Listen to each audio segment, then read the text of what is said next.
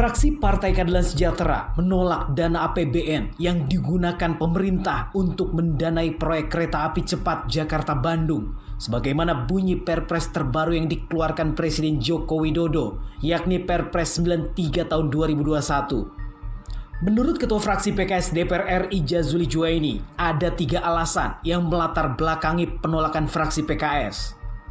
Jazuli mengatakan penolakan pertama, prioritas utama APBN saat ini adalah penanganan COVID-19 dan pemulihan dampaknya bagi rakyat kecil. Beban penanganan COVID sudah sangat menekan APBN dan proyek-proyek infrastruktur jelas bukan prioritas utama di tengah kondisi sulit ekonomi saat ini.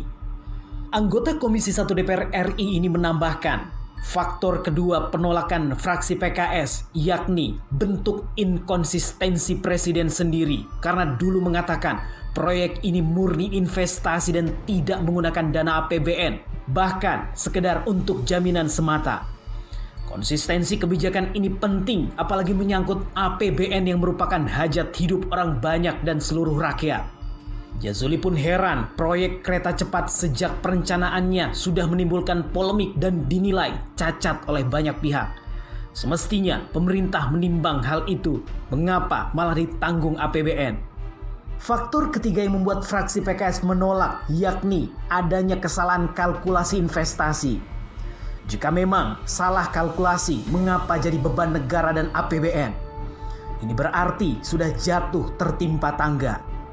Kita sama-sama tahu bahwa APBN sudah sangat tertekan dan hutang negara terus membengkak di periode pemerintahan ini.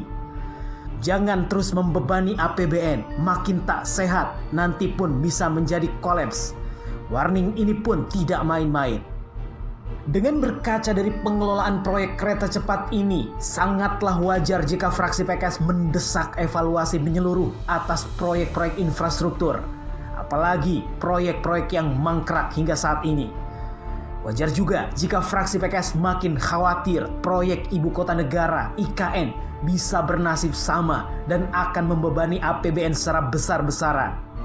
Untuk itu, Jazuli menegaskan dan memerintahkan anggota fraksi PKS di komisi yang membidangi agar menolak penggunaan APBN yang tidak cermat dan terkesan ugal-ugalan. Hal ini semakin memberatkan